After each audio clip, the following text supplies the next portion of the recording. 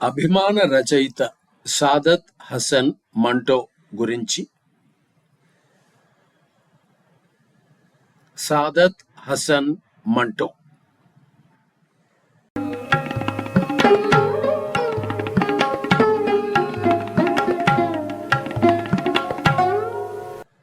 సాహితీ మిత్రులతో మాట్లాడుతూ ఉండగా రచయితల గురించి ప్రసక్తి వచ్చింది.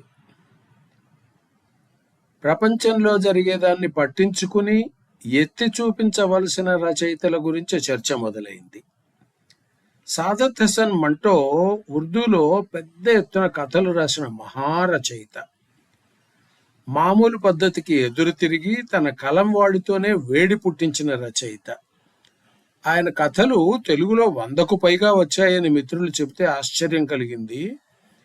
ఆ కథలు మంటోలాగే మనుషుల మధ్యన ఉండి కూడా మనుషులకు దూరమైనట్టు భావన కలిగింది. మంటో భారతీయుడు.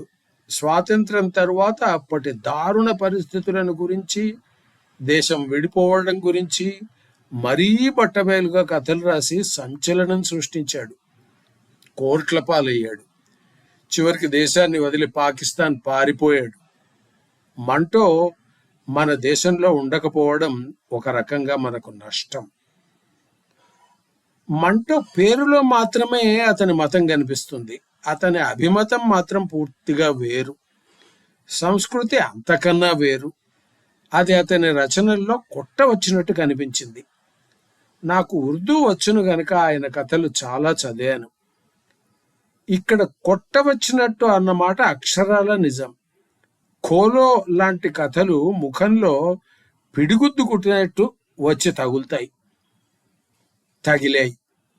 అందరికీ ఇలాగే టోబా టేక్ సింగ్ కూడా కలకాలం గుర్తుండిపోతాడు.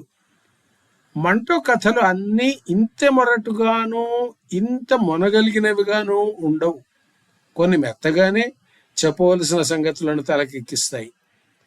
ఈ రచయిత కథలు తెలుగులో వచ్చి ఉంటే వాటి గురించి చర్చ జరగకపోవడం మాత్రం గొప్ప అన్యాయం.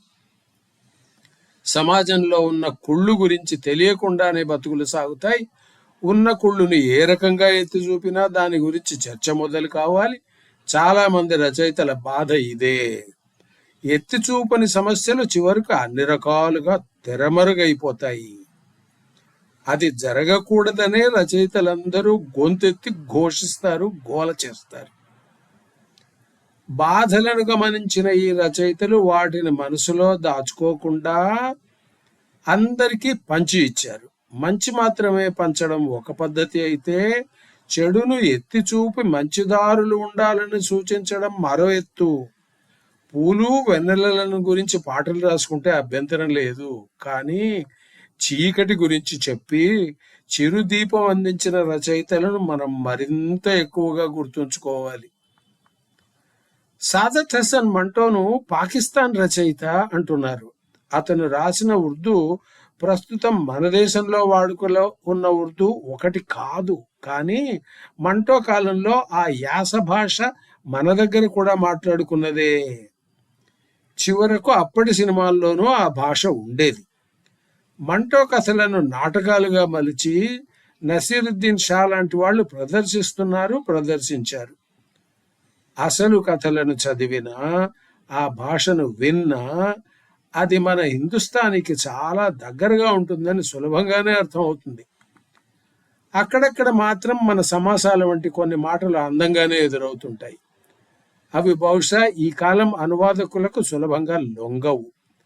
మంటో భారతీయ రచయిత, అది నా అభిప్రాయం. భారతీయ సమస్యలను ఎత్తి భారతీయ పాఠకుల కొరకు భారతీయ భాషలోనే రాశాడని మాత్రం గట్టిగా చెప్పవలసిన అవసరం ఉంది కూడా. మంటో కథలు మరెన్నో రావాలి, సంకలనాలు రావాలి. వాటి గురించి పెద్ద ఎత్తున చర్చ జరగాలి. మంటో మన దేశం వదిలి వెళ్ళడానికి కారణాలున్నాయి. అలాగని ఆ మహారచయితను మనం వదిలివేసుకోవడానికి లేదు. పారిపోయే నాటికి మంటోకు 3 కూతుళ్ళు ఉన్నారు. అతను ఇప్పటి ముంబై, అప్పట్లో బాంబే అక్కడ ఉండేవాడు. దేశం విడిపోయిన తరువాత మాహీం, భిండి బజార్లలో జరిగిన ఘాతుకాలను గురించి అతను కథల్లో రాశాడు. నిజానికి ఆ పరిస్థితులను అర్థం చేసుకుంటే ఇంకా ఇక్కడే మిగిలిన వాళ్ళ గురించి ఆలోచనలు మొదలవుతాయి. మంటో ఎక్కువగా చదువుకున్నవాడు కాదు. అసలు అతనికి చదువు మీద పట్టింపు లేదు. కాశ్మీర్కు చెందిన మంటో కుటుంబం కొంతకాలం అమృత్సర్లో కొనసాగింది. తండ్రి గతించిన తరువాత మంటో పత్రికా రంగంలో పరివెతుకుతూ బొంబాయి చేరుకున్నాడు. పత్రికా ఆఫీసుల్లోనే పడుకున్నాడు. అప్పుడప్పుడు సినిమాలలో కొంచెం పని దొరికింది. అయితే సినిమాల్లో అతని రచనలు పేరు సంపాదించలేదు. నిలదొక్కుకోవడానికి చోటు అసలే దొరకలేదు. అతను రాసిన సినిమాలన్నీ భయంకరంగా కుప్పగూలాయి. విచిత్రంగా మహానటుడు అశోక్ కుమార్ లాంటి వారు మాత్రం ఆయనకు అభిమానులుగా మిగిలిపోయారు. మంటో అప్పట్లో నిజంగా కుర్రవాడు. అయినా బాబురావు పటేల్ లాంటి పేరుగల పాత్రికేయులు అతడిని అభిమానించారు. అతని కథలను మెచ్చుకున్నారు. భారతదేశపు మొపాసా అన్నారు. అప్పటి సామాజిక రాజకీయ పరిస్థితులు మంటోకు మంచి కథా వస్తువులను అందించాయి. ఆ కథలలో భారతీయత నిండుగా కనిపించింది. కానీ ఎంచుకున్న విషయాలు, వాటిని చెప్పిన తీరు మాత్రం కొంత కలకలానికి దారితీశాయి. అతని కథలు అద్భుతమైనవి, కానీ అంతే అసాధారణమైనవి కూడా. పాకిస్తాన్ భారతదేశం నుంచి విడిపోయింది. చాలామంది ఇక్కడ కొనసాగలేక పాకిస్తాన్కు పారిపోయారు. తమస్ లాంటి రచనలలో ఈ పరిస్థితులు మామూలు టీవీ ప్రేక్షకులకు కూడా పరిచయం అయ్యాయి. కానీ మంటో రచనలలో కనిపించిన లోతు మరింత ఎక్కువ. మంటో తన రచనలలో ఏమాత్రం జంకకుండా తన మతం వారు చేస్తున్న ఘాతకాలను కూడా వివరించాడు, నిరసించాడు. కథలు చదివిన వారికి ఆ విషయం సులభంగానే అర్థమవుతుంది. మంటో 1912లో పంజాబ్ రాష్ట్రంలో పుట్టాడు. తండ్రి పేరున్న పెద్ద బ్యారిస్టర్. అతను మరీ మొరటు మనిషి, మారటి తల్లి మాత్రం మంచిది. మంటో రచనల మీద మొదట్లోనే ఆ తల్లిదండ్రుల ప్రభావం కూడా కనిపించింది. మంటోలోని తిరుగుబాటు పద్ధతి అక్కడే మొదలైంది అనవచ్చు. ఇక అమృత్సర్లో అప్పటి పరిస్థితులు దారుణమైనవిగా వేరుగా చెప్పవలసిన అవసరం లేదు. జలియావాలా బాగ్ గురించి చాలా మందికి తెలుసు. అయినా ఆ పరిస్థితిని మనసులో చిత్రీకరించుకున్న వారు ఎక్కువగా లేరని అనాలి. 7 ఏళ్ల వయసులోనే సాదత్ ఆ సంఘటనను అర్థం చేసుకున్నాడు. అతనితో పాటు దేశంలో మరింత మందో ఆ విషయాన్ని అర్థం చేసుకున్నారు. జాతీయ ఉద్యమం బలం పుంజుకున్నది. అది మరింతగా ముందుకు సాగింది. సరిగ్గా ఈ కాలంలోనే మంటో ఆలోచనలు కూడా స్థిరపడ్డాయి. కుర్ర వయసులోనే అతను తిరుగుబాటుదారు మనస్తత్వంలో స్థిరపడిపోయాడు.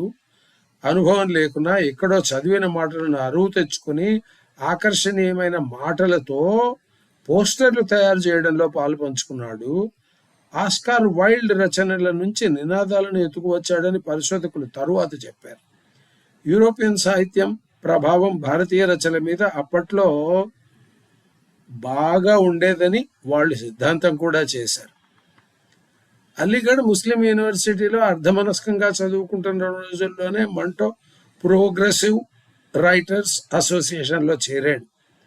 భారతీయ సాహిత్యం అంతా రాజుల బూజు పద్ధతిలో సాగుతున్నదని, దాన్ని ప్రక్షాళన చేయవలసిన అవసరం ఉన్నదని సంఘం వారు ప్రచారం చేస్తున్న భావనలకు మంటో తాను భుజం కలిపాడు. అందరి పంతాలోనే తాను రచనలు చేశాడు. అయినా స్వంత ఆలోచనలు గల సాదత్ త్వరలోనే సంగతి అర్థం చేసుకున్నాడు. బూ అంటే వాసన అని అర్థం. ఈ పేరుతో మంటో ఒక విచిత్రమైన కథ రాశాడు. అది అతని అసలైన రచనా క్రమానికి శంకుస్థాపన రాయిగా గుర్తించదగిన కథ. ఈ కథ చదవని వారికి ఇప్పుడైనా గొప్ప ఆశ్చర్యాన్ని కలగజేస్తుంది. చదివిన వారు ఇదివరకే ఆశ్చర్యపడి ఉంటారు. కథలో ఇద్దరే మనుషులు. రణధీర్ అన్న ఒక ధనిక యువకుడు, మరొక నిమ్న వర్గపు అమ్మాయి. నిజానికి వారు మాట్లాడుకోరు. ఒక వర్షపు రాత్రి ఆ అమ్మాయి రణధీర్ ఇంట్లో ఆశ్రయం తీసుకోవలసి వస్తుంది. పరిస్థితులు వాళ్ళు భౌతికంగా కలిసే వరకు దారితీస్తాయి. వర్షంలో తడిసి లోపలికి వచ్చిన అమ్మాయికి వణుకుతూ ఉంటుంది. మరే భావము లేకుండా కేవలం జాలితో అబ్బాయి ఆమెకు పొడిబట్టలు ఇస్తాడు. అమ్మాయి వణుకుతూ తడిబట్టలను విప్పుకోవడంలో తడబడుతుంది. యువకుడు సాయం చేయడానికి వెళ్తాడు.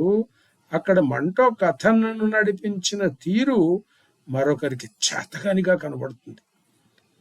మొత్తానికి రణధీర్కు ఆ అమ్మాయి వాసన మనసులో మిగిలిపోతుంది. ఆ వాసన బాగుంటుంది, బాగుండదు. అది ఆమె బాహుమూలాల్లో, తల వెంట్రుకల్లో, ఎదలో, ఒళ్ళంతా గుప్పుమన్నదని అతను అనుభవం చెప్తాడు. జరిగినదంతా ఒళ్ళు తెలియని తమకంలో జరిగింది. తెలివిలోకి వచ్చిన తర్వాత కూడా ఆ వాసన అతగాడిని వదలదు. అది అతనికి వర్షాన్ని గుర్తుకు తెస్తుంది.